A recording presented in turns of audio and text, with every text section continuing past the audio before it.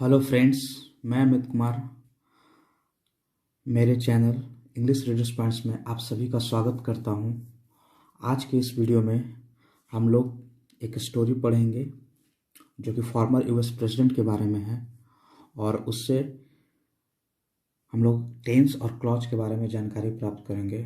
और मुझे उम्मीद है कि अगर आप इस वीडियो को देखेंगे तो आपको कुछ न कुछ फ़ायदा दिखेगा। तो चलिए शुरू करते हैं।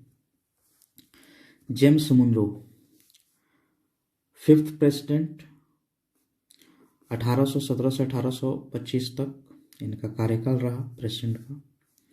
इनका जन्म हुआ 28 अप्रैल 1758 को। इनकी मृत्यु हुई 4 जुलाई 1831 को। पॉलिटिकल पार्टी था इनका डेमोक्रेटिक रिपब्लिकन। वाइस प्रेसिडेंट थे Daniel D टॉम्पकिंस।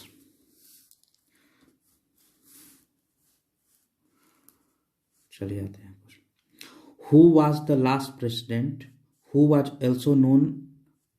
also one of the founding fathers? बोल रहा है कि वो कौन ऐसा प्रेसिडेंट थे जो कि अंतिम प्रेसिडेंट भी थे और जिनको अंतिम फाउंडिंग फादर्स के रूप में जाना जाता था। तो देखिए, who was the last president who was also one of the founding fathers, जो कि जब अमेरिका एक स्वतंत्रता प्राप्त किया, एक राष्ट्र बना, तो उसमें जो भी लीडर्स मेन थे, पार्टिसिपेट किए थे, उसमें से एक फाउंडिंग फादर्स जेम्स मुनरो भी थे और जो कि अमेरिका के राष्ट्रपति बने, और एक अंतिम फाउंडिंग फादर्स है जो कि अमेरिका के राष्ट्रपति बने थे। यही कह रहा, और ये क्वेश्चन मार्क है, मतलब कि ये पता करा कि कौन ऐसे अंतिम फाउंडिंग फादर्स थे जो अमेरिकन प्रेसिडेंट बने थे। चलिए आगे आते हैं। James Monroe was the last president from the founding fathers. James Monroe जो थे, वॉज है V2 का है, अंतिम प्रेसिडेंट थे जो कि फाउंडिंग फादर्स से आते थे। एक ग्रुप था फाउंडिंग फादर्स के जिसमें कुछ नेता थे, उनमें से अंतिम फाउंडिंग फादर्स थे जो कि प्रेसिडेंट बने थे। He would have never thought of becoming the fifth president of America in the days of his youth while joining Washington's army। देखिए, हम लोग इसको ब्रेक करके पढ़ेंगे ताकि सभी को आसानी से समझ में आ सके। देखिए, यहाँ कॉमा है और यहाँ से एक सेंटेंस फिर चालू हो रहा है। He would have का मीनिंग होता है होगा, ठीक है। पास्ट में जाके वह नहीं सोचा होगा, वह नहीं किया होगा, तो इस तरह का मीनिंग होता है। तो वुड हैव होता है, मतलब विल हैव का मतलब फ्यूचर के लिए, और वुड हैव जो है इसी का पास्ट हम लोग चले जाते हैं तो ये पास्ट के मीनिंग में देता है, होगा। He would have never thought of, उन्होंने कभी सोचा नहीं होगा, क्या नहीं सोचा होगा, becoming the fifth president of America in the days of his youth. अपने जवानी के दिनों में उन्होंने नहीं सोचा होगा कि वो अमेरिका के 5वें राष्ट्रपति बनेंगे, ठीक है। He would have never thought. Of है, यहाँ ऑफ क्या है, प्रीपोजिशन है। प्रीपोजिशन के जो वर्ब आता है वो V4 फॉर्म में आता है, ING फॉर्म में आता है। अब देखिए, अपने जवानी के दिनों में उन्होंने कभी नहीं सोचा होगा कि वो अमेरिका के 5वें राष्ट्रपति बनेंगे, सोचा होगा, बनेंगे। अब देखिए, यहाँ पर कॉमा है और यहाँ पर वाइल आ रहा है। ये वाइल क्या है, तो ये है आपको कंजंक्शन। अब देखिए, वाइल ज्वाइनिंग वॉशिंगटन्स आर्मी, देखिए यहाँ पर सब्जेक्ट के रूप में हम लोग ही वॉच भी दे सकते थे, लेकिन सेंटेंस को कभी कभी छोटा करने के लिए हटा भी दिया जाता है। तो इसका रियल जो स्ट्रक्चर है वो है he was joining Washington while he was joining. और वाइल का मतलब क्या होता है, वाइल का मतलब होता है ड्यूरिंग द टाइम, उस समय। किस समय, during the time, during the time. अब देखिए, वाइल ही वॉज ज्वाइनिंग, इसको इस तरह से हम लोग पढ़ते हैं, while he was joining Washington army, जब वो वाशिंगटन आर्मी ज्वाइन कर रहे थे, ही, अब यहाँ से यहाँ आइए, who would have never thought of becoming the fifth president of America in the days of his youth.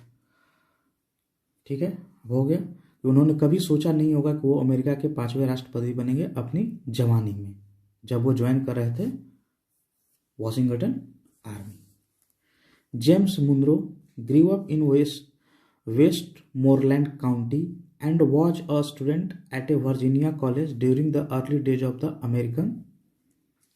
तो लंबा आ जाए, पहले इसको हम लोग क्लियर करते हैं। जेम्स मुनरो, अब देखिए पास्ट में किस तरह से लिखा जाता है। मान लीजिए पास्ट की कोई घटना है, अगर आपको बोला जाए कि पास्ट उसका आप इंग्लिश में ट्रांसलेट कीजिए तो किस तरीके से उसको हम लिखा जाता है वो हम लोग इसमें देख रहे हैं। तो जेम्स मुनरो जो थे वो वेस्टमोरलैंड काउंटी में पले बढ़े, ग्रीव अप किए वहाँ पर। एंड यहाँ पर क्या है, कंजंक्शन है, और ये किस तरह का कंजंक्शन है, कोऑर्डिनेट कंजंक्शन है। और कोऑर्डिनेट कंजंक्शन क्या करता है, तो वैसा क्लॉज जो इंडिपेंडेंट टाइप पे है, एक दूसरे से उसका कोई खास जुड़ाव नहीं है, उस तरह का सेंटेंसेस को जोड़ने के लिए हम लोग क्या करते हैं, जिसका कोई जुड़ाव एक दूसरे से नहीं है तो कोऑर्डिनेट कंजंक्शन का यूज करते हैं। तो एंड कंजंक्शन हो गया। अब उसके बाद आते हैं, was a student at a Virginia college, and student रहे कहाँ पर, वर्जीनिया कॉलेज में।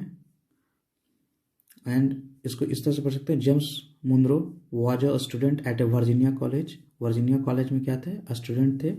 और स्टूडेंट कब थे, ड्यूरिंग क्या होता है, द्रव्यमान या उस समय, द्रव्यमान या उस समय, ये प्रीपोजिशन है। During the early days of the American revolution, American revolution के शुरू के दिनों में वो कहाँ पर रहते थे, तो ये देख लीजिए, स्टूडेंट थे वर्जीनिया कॉलेज में। आगे आते हैं, it was James Monroe who help Thomas Jefferson with the Louisiana purchase. अब यहाँ पर हम लोग रुक जाते हैं, वाइल आ गया। फिर देखिए पढ़ना हम लोगों को क्या है, किस तरीके से अप्रोच होना चाहिए, मैं वही सिखा रहा हूँ आप लोगों को। और मैं आपसे प्रॉमिस करता हूँ कि अगर आप मेरी वीडियो को फॉलो करते हैं तो कुछ दिनों के बाद आपको एक कॉन्सेप्ट डेवलप कर जाएगा कि किस तरीके से रीडिंग करना है, इंग्लिश लिटरेचर को पढ़ने का सही अप्रोच क्या होता है। आप धीरे धीरे इस वीडियो के थ्रू और आगे आने वाले वीडियो जो भी होंगे उनके थ्रू आप अच्छा से सीख पाएंगे। चलिए शुरू करते हैं। It was James Monroe who help Thomas Jefferson. तो देखिए आप इसको क्या कर सकते हैं कि इट वॉज हटा सकते हैं और हु हटा सकते हैं। इसको डायरेक्ट आप इस तरह से लिख सकते हैं, James Monroe help Thomas Jefferson with the Louisiana purchase. कोई अंतर नहीं है, ग्रामेटिकली सही है, लेकिन तो फिर ऐसा लिखने का जो ऑथर है उसका मकसद तो कुछ होगा लिखने का कि क्यों लिख रहा है। तो देखिए इट वॉज जेम्स मुनरो, ये होता है कि किसी चीज पर बल देना, कोई बात अगर है उसको जोर से कह रहे हैं ताकि उस पर लोग ध्यान दे, तो इसलिए इस स्ट्रक्चर का उपयोग किया जाता है। वो जेम्स मुनरो ही थे जिन्होंने, वो किसके लिए आ रहा है, जेम्स मुनरो के लिए, ये क्या है, प्रोनाउन है। हु हेल्प्ड थॉमस जेफरसन, जो प्रेसिडेंट थे उस समय, थॉमस जेफरसन अमेरिका के प्रेसिडेंट रहे हैं, जिन्होंने थॉमस जेफरसन को हुए हेल्प, मदद किया, किस में मदद किया, तो लुसियाना परचेज में मदद किया, लुसियाना परचेज से मदद किया थॉमस जेफरसन को। अब सेंटेंस का एक पार्ट यहाँ है, अब सेंटेंस के दूसरे पार्ट में हम लोग चलते हैं। वाइल, देखिए ये क्या है, कंजंक्शन है, और उसी समय इसका एट द सेम टाइम होता है, या इसका दूसरा मतलब होता है ड्यूरिंग द टाइम होता है।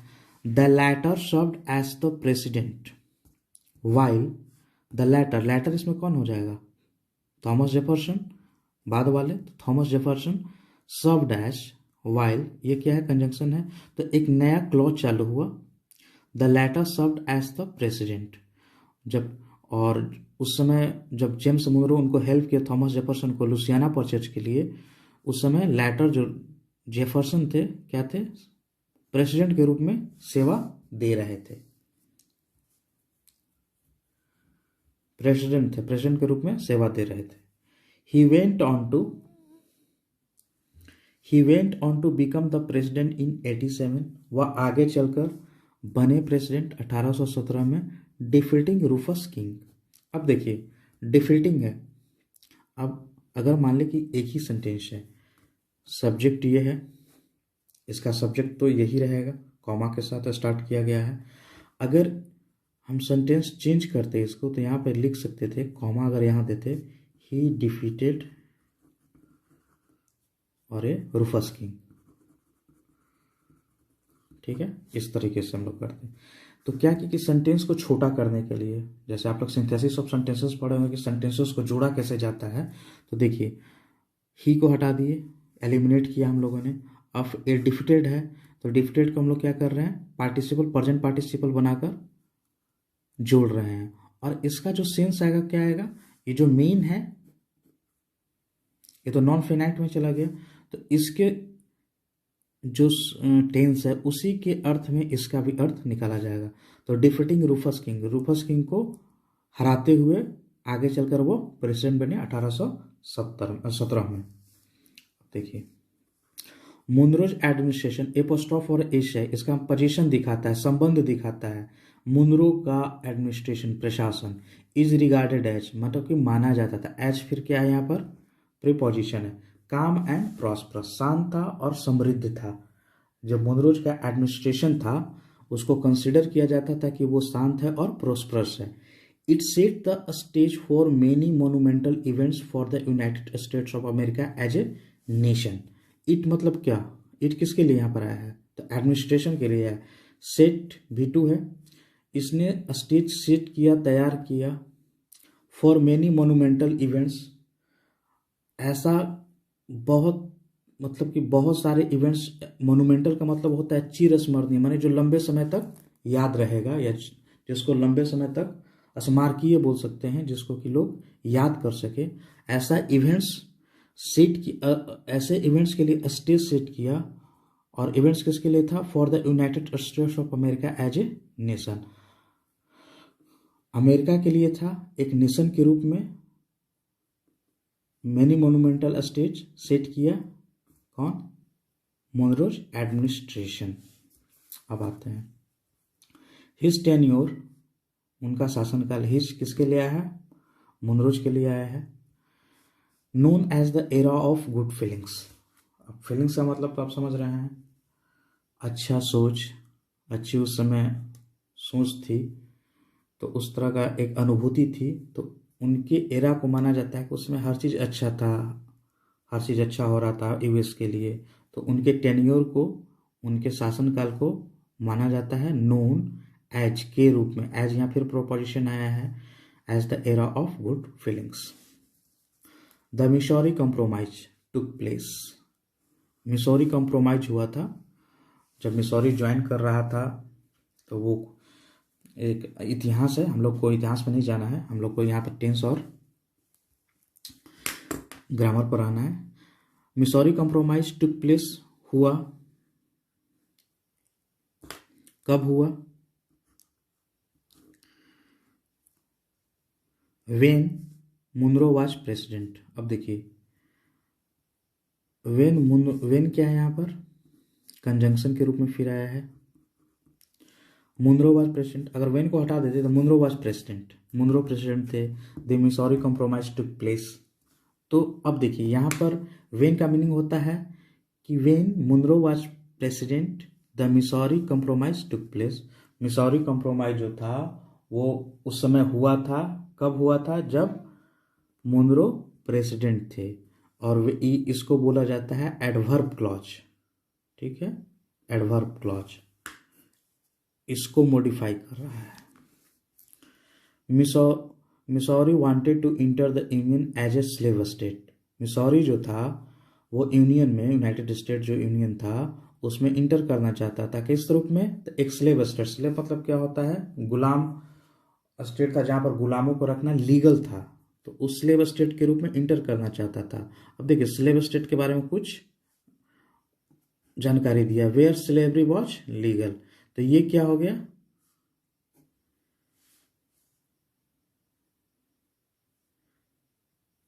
स्लेव स्टेट के बारे में जानकारी दे रहा है कि वेयर स्लेवरी वॉज लीगल। ठीक है, आगे चलते हैं। अकॉर्डिंग टू द ट्रिटी के अनुसार जो एक संबंध हुआ था, अनुबंध हुआ था, जिसके अनुसार दिस वॉज परमिटेड, इसको परमिट किया गया। दिस वॉज भी थ्री, यह पैसिव सेंस है, इसको परमिट किया गया। एंड कंजंक्शन है। मिसौरी ज्वाइन द यूनियन, और मिसौरी ने क्या किया, यूनियन को ज्वाइन किया। आगे आते हैं। Monroe was of the opinion, Monroe का ये ओपिनियन था, ये मुनरो इस ओपिनियन के थे। ठीक है, दैट, अब यहाँ पर दैट क्या है, तो दैट कंजंक्शन है। अब ओपिनियन जब से पूछेगा आपसे कि कोई आपका ओपिनियन क्या है, तो आप ओपिनियन अपना बताइएगा ना। तो उस ओपिनियन को बताने के लिए जो ओपिनियन पहले वर्ड था, तो इसी को बोला जाता है कि दैट क्लॉज। तो दैट से इसको हम जोड़े, उसके बाद जो ओपिनियन था उसको हम लिख दिए। तो दैट है, इसका कोई मीनिंग नहीं होता है। अब इसका मतलब ये नहीं कि बहुत सारे लोग बोलते हैं कि, अब ऐसा नहीं, आपको उस रूप में समझना है कि दैट कंजंक्शन है, इसके बाद एक नया सेंटेंस शुरू हो रहा है। और सेंटेंस देखिए, ओपिनियन क्या था, ओपिनियन को डिफाइन कर रहा है आगे चल के। The countries of Europe must stay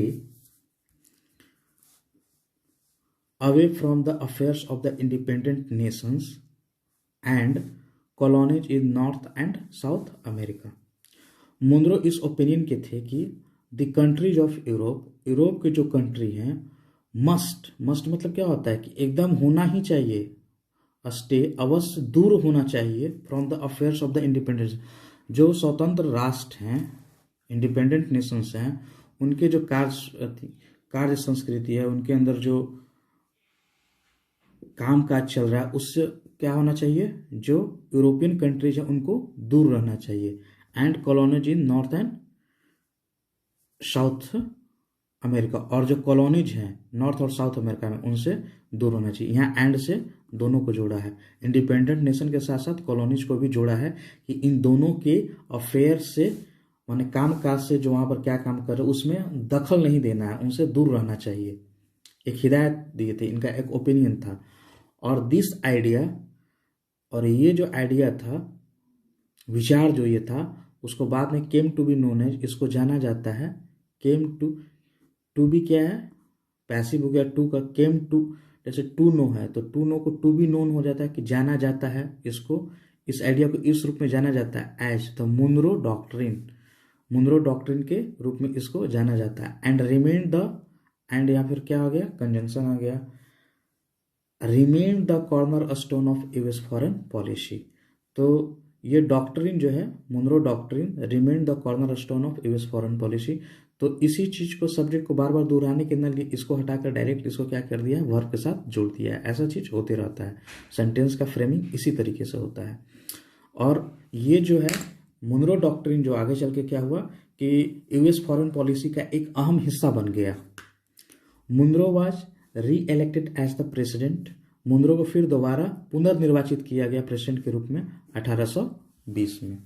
तो ये आज का वीडियो था, इसमें मैंने आपको क्लॉज के बारे में, किस तरह से सेंटेंस जुड़ता है, उस तरह की जानकारी दी है। और मुझे उम्मीद है कि आपको ये अच्छा लगा होगा। अगर अच्छा है, पसंद पड़े तो लाइक कीजिए, शेयर कीजिए और सब्सक्राइब कीजिए। Thank you.